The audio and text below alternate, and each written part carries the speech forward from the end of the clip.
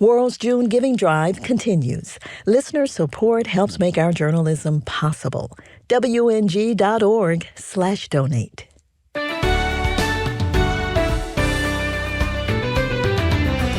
Good morning. A key surveillance tool faces obstacles in Congress as President Trump looks for a new spy chief. There's a big game of chicken going on Capitol Hill, and we'll see how it plays out. And a new law puts more investigators on the hunt for child predators online. Also, a doctor fighting Ebola in the Congo. We just surrender it to the Lord. And world commentator Daniel Suhr on another new sign that the gender transition wave is subsiding.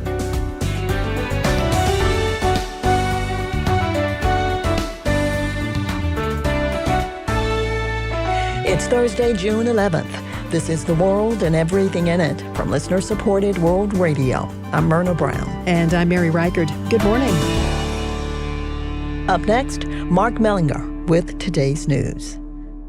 The U.S. launched another round of airstrikes against multiple targets in Iran Wednesday. U.S. Central Command says the strikes were defensive and being carried out, quote, in response to Iran's unwarranted and continued aggression. Pentagon Chief Pete Hegseth says the end goal is to get Iran's leadership serious about negotiating an end to the war. The War Department is prepared to set the terms to ensure that we get the kind of deal President Trump expects. The president says Iran can expect to get hit hard until there's a deal. All they have to do is they have to start signing a paper. It's fully negotiated. We have a fully negotiated, but they're tapping and tapping.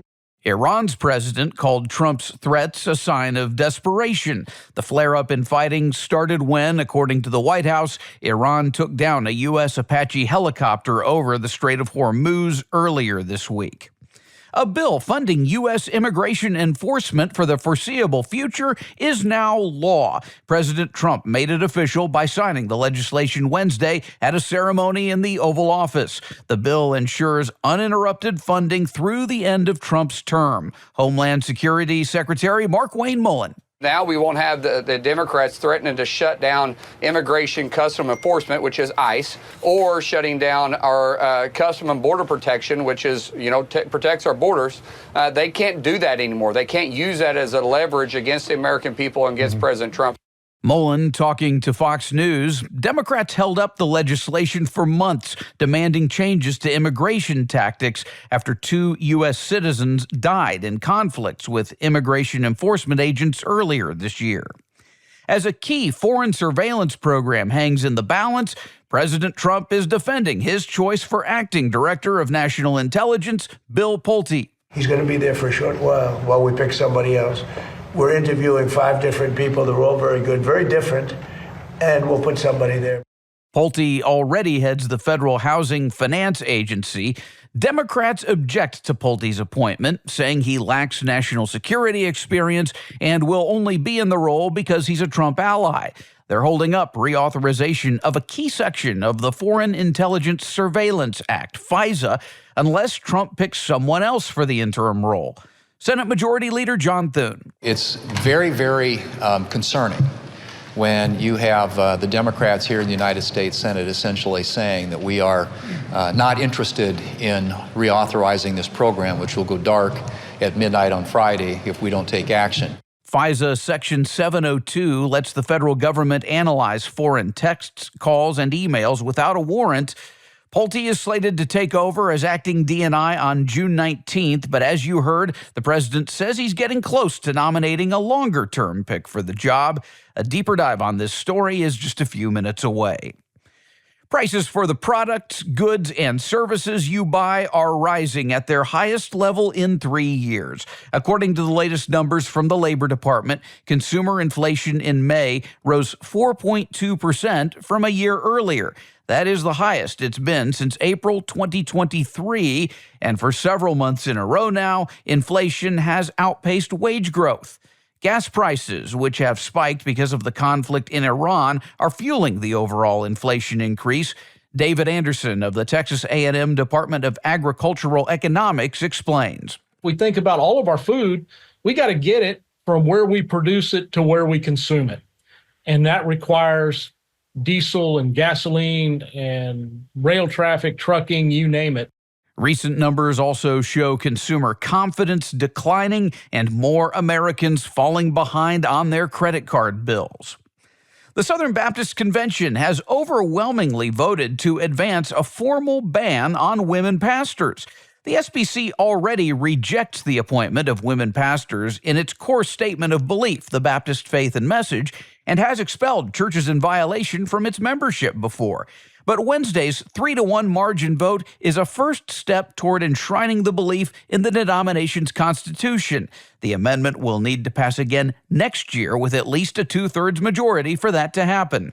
Southern Baptist Theological Seminary President Dr. Albert Mohler sponsored the amendment and says it's a key line dividing liberal and biblical evangelicalism. Southern Baptists want this issue clarified. The vast majority of Southern Baptists, and by that I mean the overwhelming majority of Southern Baptists, are absolutely clear and have been all along that the office of pastor is restricted to men. That's Mohler in a video he produced this spring leading up to this week's Southern Baptist Convention in Florida. Mohler is the editor of World Opinions.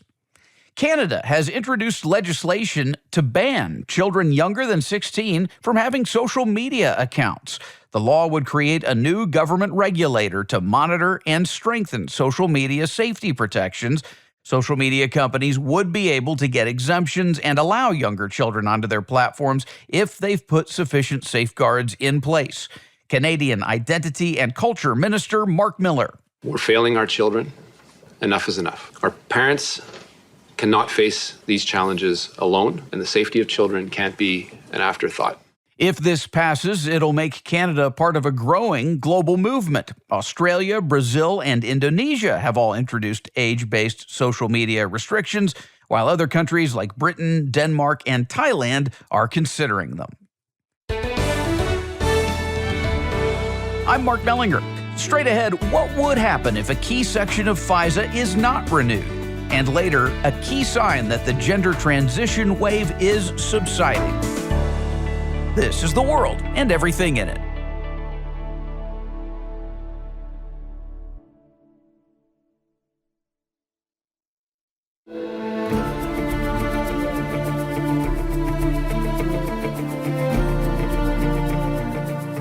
It's Thursday, the 11th of June. So glad to have you along for today's edition of The World and Everything in It. Good morning. I'm Mary Reichert. And I'm Myrna Brown.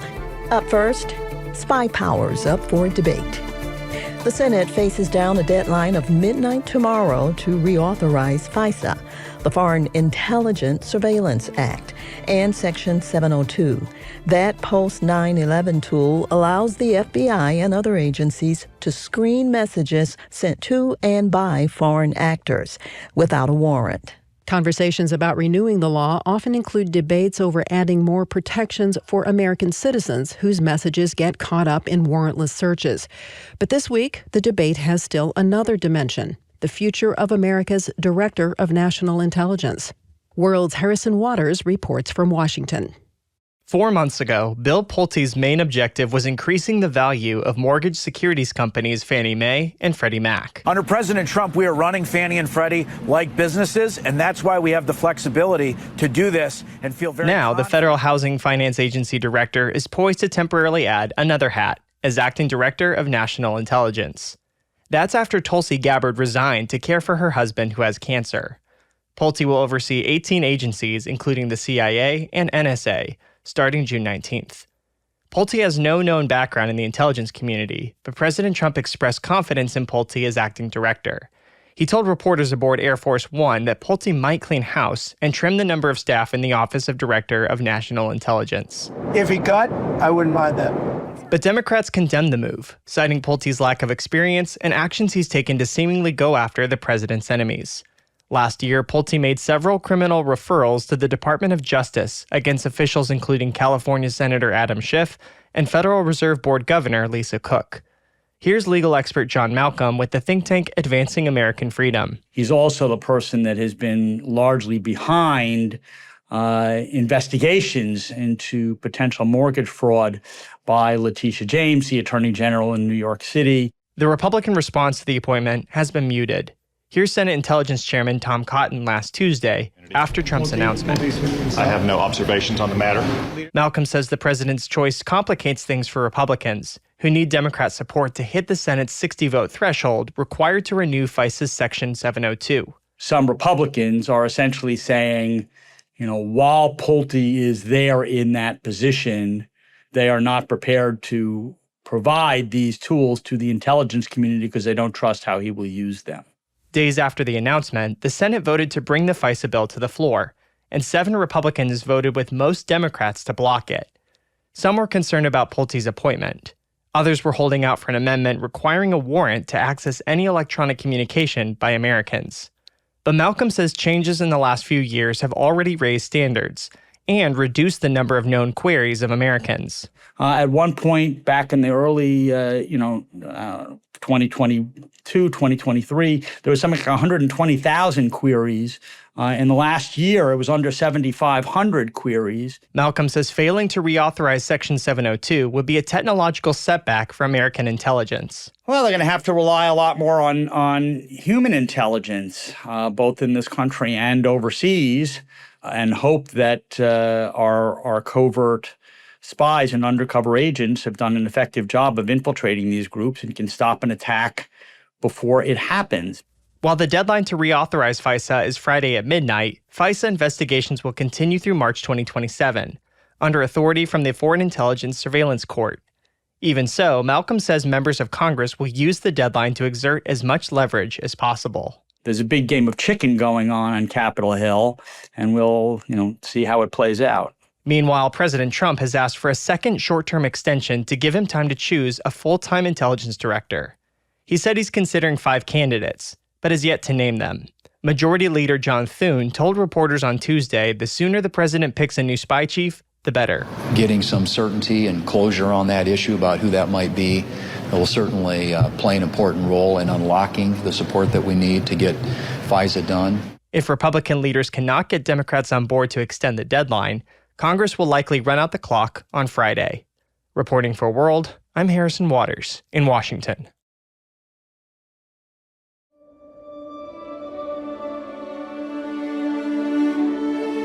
Coming up next on The World and Everything in It, fighting child exploitation.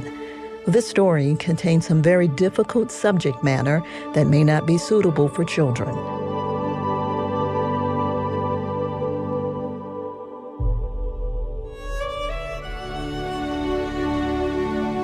President Donald Trump signed the Secure America Act yesterday, appropriating $70 billion to fund the DHS, the Department of Homeland Security.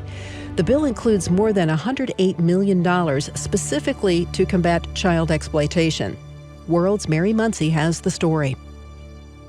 Last month, Missouri Senator Josh Hawley made a floor speech telling how one DHS investigator tracked images to try to find a little girl. They could see the sick torture that she was being forced to endure. They could see the pain in her face, but they had no idea where she was. The investigator eventually determined she was in the South, but that's all he knew for years. That type of story is all too common.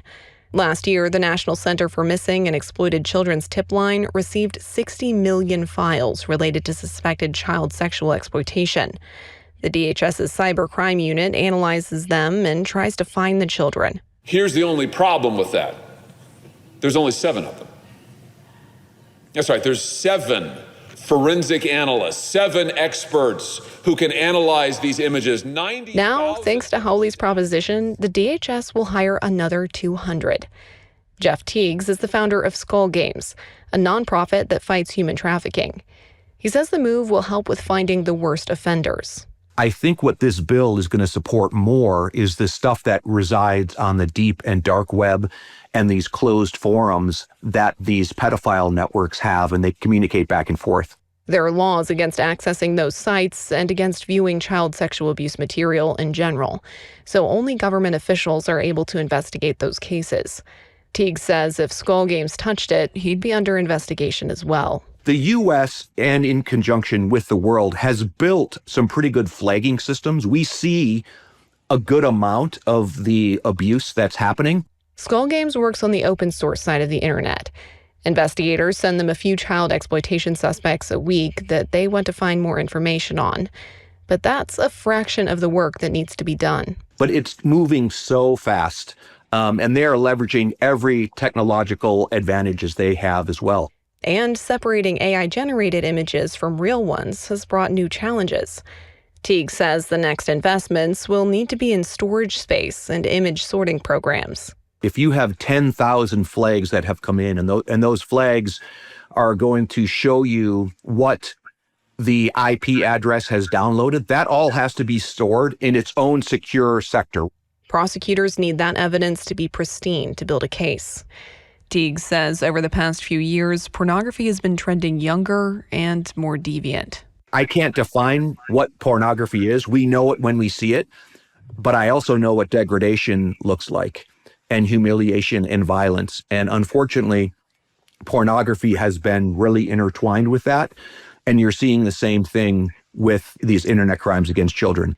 In the case Hawley described, the investigator eventually saw a picture with a playground in it and used it to identify where the child was. And after that, Homeland sent a team of investigators to start walking blocks. They eventually found the girl. And now, with more DHS staff, the goal is to help even more children. Reporting for World, I'm Mary Muncie. Next up, inoculating our children in an age of deviancy. As parents, we want to shield our children from the darkness of this world for as long as we can. But the reality of today's digital world means that inappropriate sexual content is coming after kids. They don't have to look for it. So how do we porn-proof our children before the damage is done? Joining us to talk about it is Kristen Jensen. She's founder of DefendYoungMinds.com and the author of Good Pictures, Bad Pictures. It's a series of books organized into very short chapters of 1 to 3 pages with colorful, family-oriented illustrations. So, Kristen, how do you explain to a child what is happening without also exposing him or her to adult concepts you'd rather they not hear? I mean, you write about the thinking brain and the feeling brain. We don't go to the dark part. You just need to give them enough information so they recognize what they're seeing, right? If they're seeing nudity online, you should know about it as a parent. So it's a very simple definition. In any case, we do talk about the thinking brain and the feeling brain. And, that feeling brain is that primitive center part of your brain that is always trying to help you survive. It's where you have your hunger and your thirst and your basic drives. And your thinking brain is that prefrontal cortex in the front, right behind your forehead. And that part of the brain is what is immature in a child and grows and matures until you're about 25. And that part of the brain, those are the brakes. And that's the part of the brain that can say, hold off. Maybe I shouldn't do that. Maybe that's not a good idea. And we teach children to begin using their thinking brain. Stop at the curb, hold mom's hand before you run out into the street. Mm-hmm. So let's break down the exact actions to take. You use an acronym, CANDO, C-A-N-D-O. Walk us through the CANDO safety plan that parents can practice with their children. So every kid needs a definition, a warning, and a plan. The CAN-DO plan has 5 steps. CAN-DO is the acronym because we want to empower our kids to know that they can do this. They can reject pornography. And C stands for close your eyes. You want to limit the amount of time you are looking at that image or that video. A is always tell a trusted adult, so it's not a secret. And N is name it when I see it. Now, when you name something, that's pornography. Suddenly your thinking brain is stronger and is more in control because that feeling brain is super curious. Then the D and the O part is all about training your brain to kind of forget that image. Now, we're like, you can't ever forget it. But you can actually, there's some tricks you can do to neutralize a memory. Okay, so that's the D for distract and the O for order. When those terrible or those shocking or even those intriguing images come back into the mind, which they will do, they will pop back up, it's important to teach your child how to distract themselves away from it. And we have some very specific steps on how to do that and how your child can practice. And then order my thinking brain to be the boss. That's the O. Again, very specific steps to help that child practice putting their thinking brain in charge, making their thinking brain the boss, because otherwise that feeling brain is going to lead them down to curiosity, and we don't want that.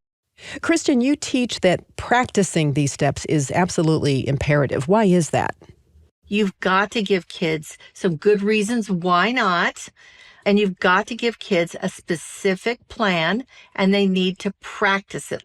I'm wondering, have you gotten real feedback that this works? One 9-year-old boy went to school. His mother had read him good pictures, bad pictures. He knew the can-do plan. He practiced it, went on the playground, and one of his friends came up with a phone, 3rd grade, and showed him pornography. Well, he recognized it. He had the vocabulary, right? He knew what it was, and he knew what to do. And when he got home, he told his mom. And he said, I was scared, but I knew what to do. I was scared, but I knew what to do. And this is the burden that we need to share with our children. No child deserves to face pornography alone. Kristen, what is the big takeaway you want for parents in all this? They might be worried kids will be scared by it.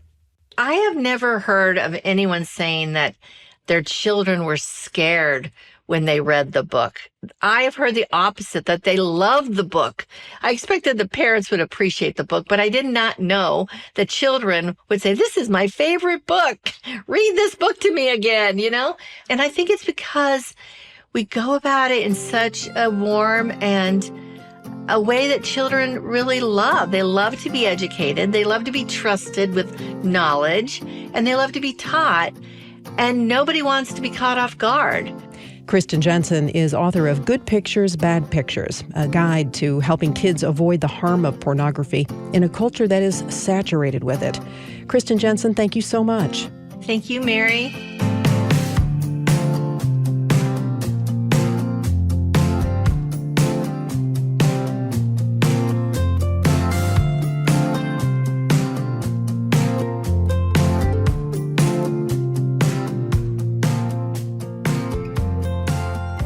Additional support comes from Asbury University, committed to the formation of students through discipleship, calling, and career preparation.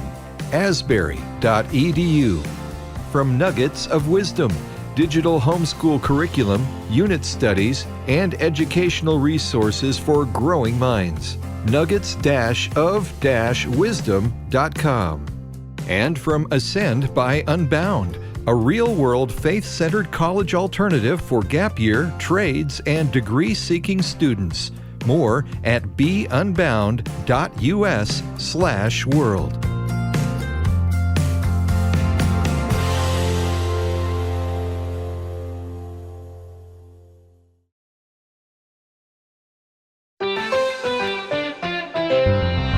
Transportation officials in Wisconsin have a reminder for drivers. Road closed signs are not suggestions.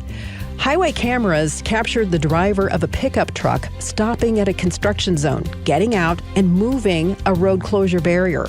And then he climbs back into the truck and drives onto an on-ramp that crews had just covered with fresh concrete.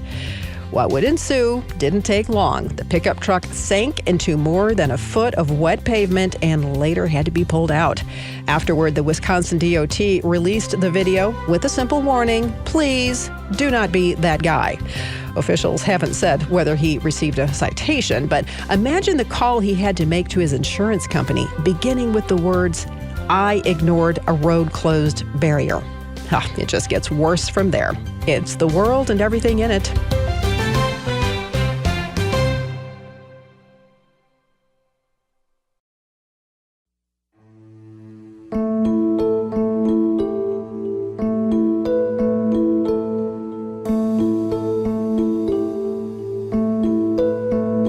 Today is Thursday, June 11th. Thank you for turning to World Radio to help start your day.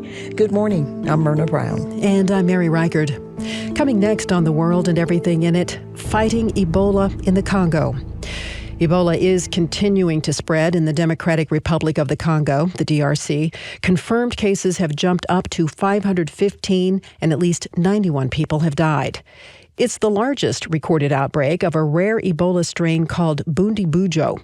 Some worry it may reach the heights of an outbreak in 2014 in West Africa. Bundibujo has a fatality rate of more than 30% and no vaccine or cure. Doctors and nurses risk their lives on the front lines to care for the sick and dying. World's Grace Snell talked to one Congolese surgeon caring for Ebola patients in the epidemic's epicenter and offering the hope of Jesus along the way. Jacques Abele was working as a surgeon in Malawi when his wife had a dream. It was about a Bible passage from Joshua 22. In it, Joshua sends the tribes of Reuben, Gad, and Manasseh across the Jordan, back to their own lands. Abele and his wife felt sure the verses were for them. That was clear to us. It was from God that it was time to go back to your country. But when you go back to your country, continue to fear the Lord.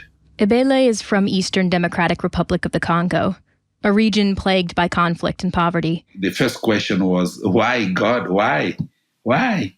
I'm just fine in Malawi, good salary, good environment, no insecurity. In Congo, Abele would face the exact opposite situation. No salary, no security, not even a good school for his kids. Still, Abele knew God would provide. I chose to come back just to obey the Lord. When God calls and he will equip whatever it's lacking, he will fulfill. Abele came back to Ituri province, where he's from. It's rich in minerals and agriculture, but he says those riches attract outsiders with nefarious motives. Those people who want to steal minerals and they want to just create chaos. Dozens of rebel groups and militias also prowl the area, killing civilians. Then came Ebola. This is a Bundibujo strain. It has no specific medication, no proven vaccine. Abele's hospital treats people from across Ituri province, an area about the size of Sri Lanka, as well as some patients from neighboring provinces. At first, they were only seeing about 3 or 4 suspected Ebola cases a day. Now that number's between 7 and 10. Ebola symptoms mimic endemic diseases like malaria and typhoid, so doctors rely on testing to identify cases. Abele says only about 40% of their tests turn out to be positive, and patient numbers seem to have hit a plateau. But those are just the people showing up at the hospital. Many are suspicious of the healthcare system and simply refuse to come. All the unrest in eastern Congo also makes it difficult to track cases and exposures.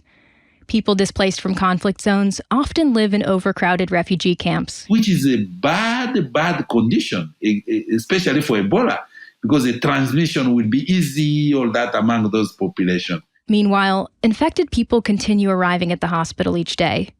Abele has put all his elective surgeries on hold to keep up. Even if I'm a surgeon, I can still do a supportive care, giving fluid, giving this medication, all that to try to alleviate the symptoms from the patients. Lots of outside relief groups like Samaritan's Purse and Doctors Without Borders have also arrived to help. But Abele's days are still long and unpredictable. You do whatever support you can bring to the patient, including medication and including foods, but the most support we can bring to the patient is to surrender them onto the mighty hand of Jesus.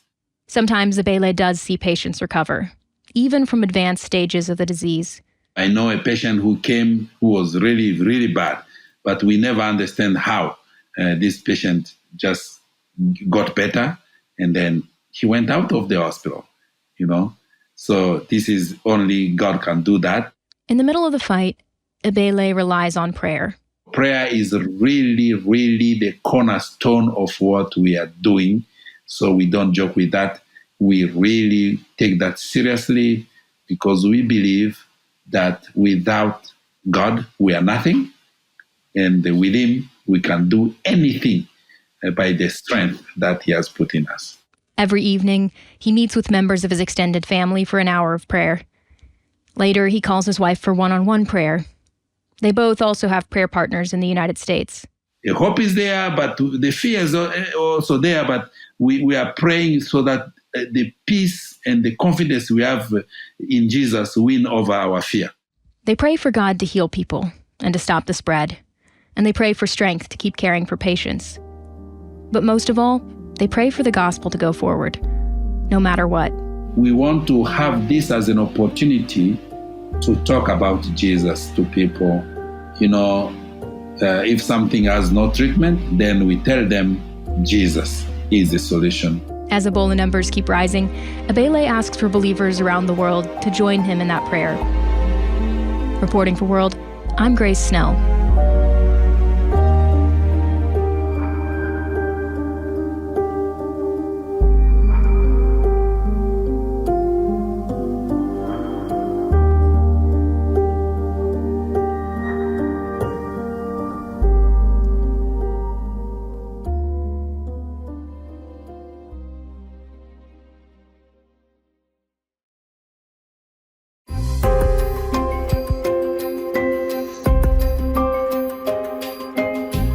Good morning. This is The World and Everything in It from listener-supported World Radio. I'm Myrna Brown. And I'm Mary Reichard.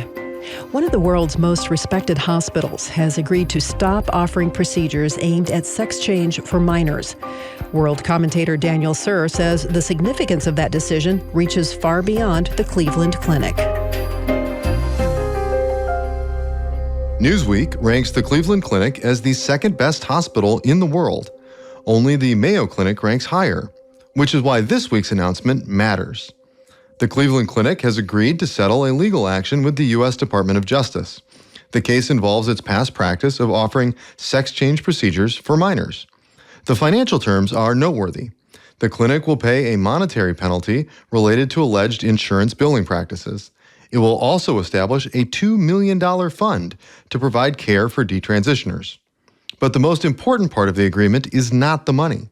For the next 20 years, Cleveland Clinic will not offer procedures aimed at facilitating a gender transition for minors. No surgeries, no cross-sex hormones, no puberty blockers. That commitment alone would have been unthinkable just a few years ago. This settlement follows another major agreement I told you about last week. Texas Children's Hospital agreed to pay $10 million to resolve allegations related to similar practices. At the time, I argued that a wave of accountability was approaching the medical institutions that promoted these interventions while minimizing their risks and uncertainties. This week's news suggests that wave is still building. And Cleveland Clinic is not just another hospital. Its physicians train doctors around the world. Its recommendations influence medical practice far beyond Ohio. When an institution with that kind of stature decides it will no longer offer these interventions to minors for the next 2 decades, people pay attention. The decision also comes as other medical organizations are showing greater caution. Earlier this year, the American Society of Plastic Surgeons said the evidence does not clearly support these interventions for minors and recommended waiting until adulthood for surgery. Even the American Medical Association acknowledged that the evidence for surgical interventions in minors is weak. Taken together, these developments tell a story. For years, the public was told the science was settled. Now, some of the nation's most influential medical institutions are acknowledging uncertainty, reassessing evidence, and stepping back from procedures that permanently alter healthy bodies. And that matters. The debate over these interventions is no longer confined to politics, legislatures, or courtrooms. It is increasingly taking place inside the medical establishment itself. It is evidence that the tide has turned. It is a sign that accountability has arrived. For World, I'm Daniel Suhr.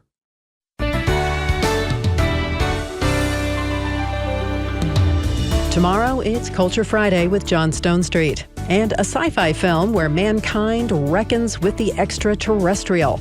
Colin Garbarino will be along with a review of Disclosure Day. That and more tomorrow. I'm Mary Reichard. And I'm Myrna Brown. The World and Everything in It comes to you from World Radio. World's mission is biblically objective journalism that informs, educates, and inspires. The Bible says, "Now to the one who works, his wages are not counted as a gift, but as his due. And to the one who does not work, but believes in him who justifies the ungodly, his faith is counted as righteousness." Just as David also speaks of the blessing of the one to whom God counts righteousness apart from works. Blessed are those whose lawless deeds are forgiven and whose sins are covered. Blessed is the man against whom the Lord will not count his sin. Verses 4 through 8 of Romans chapter 4. Go now in grace and peace.